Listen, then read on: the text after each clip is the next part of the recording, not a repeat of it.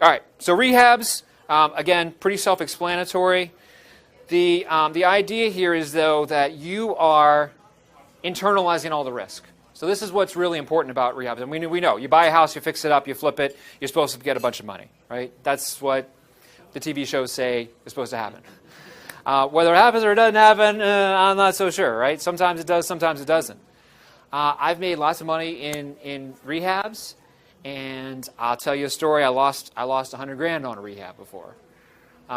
Real quick, just because stories are fun to hear and maybe to commiserate with. I bought a property up in Frederick. It was a short sale. I negotiated it. It was a colonial, whatever, 5-bedroom house, real nice, right off 270. Shouldn't be too hard in terms of marketing it, right? And what happens? I got tagged to negotiate the short sale.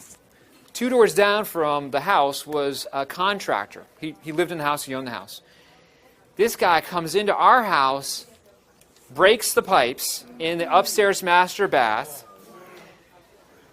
in the middle of the weekend, lets the water run until the neighbors call on Monday when the water's pouring out the front door. He bought his house as a fixer-upper, so he knew that he could get a house for cheap if he did something like that. So, of course, he puts a contract on the house because he makes an offer, right? And so the realtor gets wind of it. He's like, we're not dealing with this guy. This is ridiculous, right? So ultimately, I buy the property because at that point, mushrooms were growing in the bedrooms. The mold was as bad as you've ever seen it, probably much worse than you've ever seen it. I mean, we're talking like black mold all over every single, We had to take it down to the joists everywhere in the entire house. Take it down to the frame. I mean, it was atrocious. So what happens next, right? We buy the house, and he comes and does it again. He hits it again because he doesn't get the house.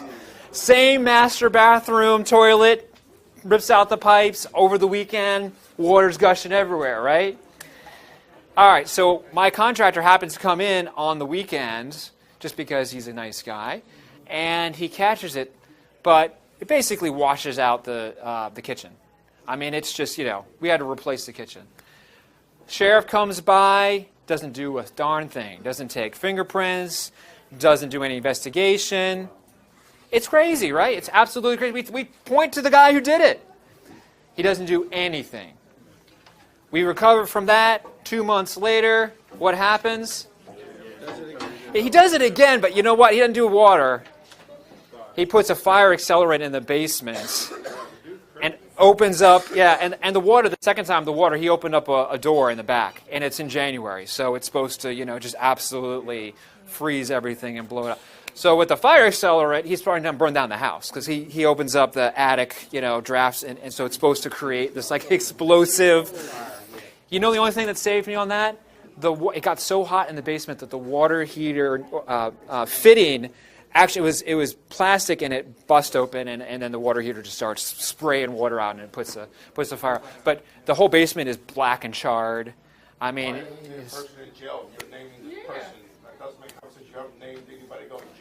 so the marshal comes out, the fire marshal comes out. And you know what? This guy is a total idiot, right? He steals a contractor's tools every time he comes in. He steals a contractor's tools because he's a contractor. So what he did in the with the fire? He took a table saw and he dragged it from the deck in the back to his house, except there's snow. It's in the wintertime. You can see the path. What a dumbass. So what happens? The fire marshal just raids his house, finds all of the contractor materials, and he does. He ends up going to jail. He's in jail now. Okay. Did you put a lane on his house? Yeah, right. I was thinking about it, but there's no. So you know what happens after that, guys? We recover. I mean, I got a hard money loan, so I'm just choking like, lights out. We get the property on the market, and it turns out we got a buyer, unrepresented. He's just walking down the street. I'm a broker, so I'm not paying anybody any commission. And you know what happens? It turns out that this property is in a flood zone.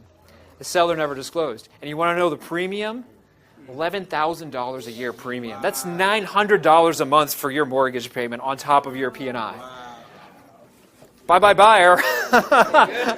See you later buyer. No more buyer on that, right? Oh my goodness, like I'm just losing money out the wazoo because, you know, like then you got price adjustment. Price adjustment because if you got to pay for this flood insurance. So we put a rent-to-own person in there.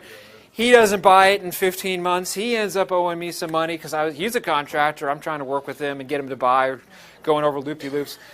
We finally get a retail, we get him out. We finally put a retail buyer in there. You know what happens when they're doing their inspection? A black rat snake slithers out of the soffits on the patio just as they're doing their inspection. And they're flipping out like, oh, you've got a nest. Ah! You know, I don't know why those people bought that property, but they did. I spent more money and, you know, trying to fix all those things. I lost $100,000 in that property, okay? I challenge you to come up with a better story than that on a rehab.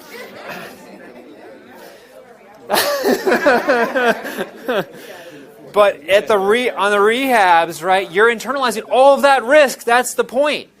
I've made $75,000, $100,000 on a rehab before, and then we're not even talking DC prices. We're talking, you know, PG County.